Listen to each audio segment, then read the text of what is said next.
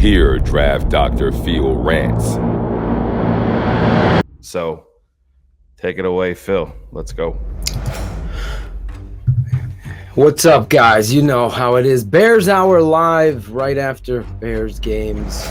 You have to digest this. You know, it's a game of inches, but I've always been taught the difference between winning and losing in a football game is catching and dropping the football. And Allen Robinson, for all his agents' ways, going in social media and him, you have to make that catch and help your rookie quarterback out. You just do. And I can't express this enough. You look at it, we talked about it on our Patreon side at halftime. There is no reason why the best player on your offense leaves the field until he says, I need a break.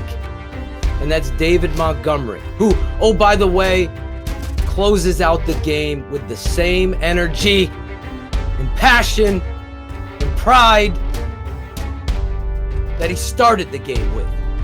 If there's a question at all, it's the ignorance of a head coach that's a buffoon. It's a reality check. You got 3 turnovers and you win by 3 points. You win by 3 points because you have a coach that's completely arrogant on every level of the game. And the rookie quarterback saves the day by running and getting that first down because the old man momentum came because Matt Nagy doesn't know his ass from his elbow. Let's just call it what it is. You never take 32 out of the game. You just don't. He can catch the ball. He put a move on that linebacker for 38 yards that got called back with the bullshit. The refs were horrific today. Cole Kmet, that's offensive pass interference in what league? In the soccer league, MLS. They probably wouldn't even call anything like that. It is the same play, the same thing happens on the goal line when the Bengals receiver pushes off Vildor. No call. But it's inexcusable, Allen. Great play on the curl and getting the first down because, oh, by the way, if he doesn't break that tackle, it's just throwing a curl on 3rd and 16. Makes a great play. I was ready to give him the player of the game until he drops that ball. He catches that ball, it's the game over. Bears momentum, offensive confidence. Now, just in typical fashion, you have so many questions. You have so many questions. There's no way this should have been a 3-point game, but Matt Nagy made it so. To Shane's point, Eddie Jackson comes out, he plays better. Giving you credit. But in the biggest moments where momentum is shifting and you need to make a play in a center field with calculator Brad out there blaming a corner, the safety comes over and simply just destroys that receiver and brings him down. Or do what you said you want to do on the film. Just learn how to make a play on the ball. Your angle sucks. Your pride sucks in that moment. It's like you're looking around for Kyle Fuller to make a play. He's not here. It's up to you now, Mr. Highest Paid Safety. How anyone's blaming Vildor there is ridiculous. It's the safety. The ball's thrown inside. Safety. Vildor looks. He sees Eddie coming. They run into each other like Keystone Cops. Discipline. In my lifetime, you think Robert Quinn wouldn't get benched at that moment for a series? Now, Robert was playing his ass off, but it's inexcusable.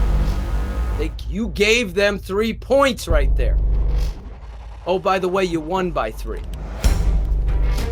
So if we're going to do woulda, coulda, shouldas with the fucking calculator Kents of the world, then let's look at that. Taunting penalty, undisciplined, all a reflection of the head coach. Last point in my rant. Justin Fields comes into the game. Andy Dalton was playing very good football. Very good football. It was his game. It was his game going up against his old team that drafted and believed in him. You could see he wanted it. He went back out there showing the toughness of the red curls. But the reality was the baton has been passed. And I'm going to make the same point as Shane. You don't go backwards, Matthew Nagy. You don't. You don't go backwards and say, well, I made a promise. Now it's Justin's team. Now the mistakes, terrible interception. You see it over and over on ESPN. And every fucking blog boy that has an issue or narrative to write about Justin Fields going to show you it. But that's a learning lesson. And in the biggest moment, when the team needed a first down, Mitch Trubisky would have been, let's just face it, Mitch Trubisky would have went down like a fucking rag, fucking potatoes right there. Just a bunch of potatoes falling down with Hendrick's arm right there. You all know it. You've witnessed this. There is something to be said with players like David Montgomery and Justin Fields. They refuse to lose. They refuse to go down. So you as a fucking coach, never take them out of the game because you want to win and set pride in your offense because you should have won by 28. 28! David Montgomery, Cole Kmet down the seams. Get the ball in the middle of the field with Justin working the tight ends. Get it down the field and attack. Matthew Nagy is scared. He's scared. And I'll tell you right now, there's one play. Momentum's going against you. Obviously, Justin did what he did. He saves the game with that scramble. And then David Montgomery puts the game away with all-out effort. All out. Getting that first down. I was afraid for a moment that the refs were going to mark it wrong, but they didn't. To their credit. But I'm going to tell you this. It's first down. Everybody and their brother knows you're giving to David Montgomery. This is where offensive geniuses really show up. So you play chess. You play chess. You came in tight formations. They're going to blitz you. Sam Mustipher's getting fucking killed all day. All day. I don't care what anyone says. He's not a starter at center. He's costing you plays and possible injury.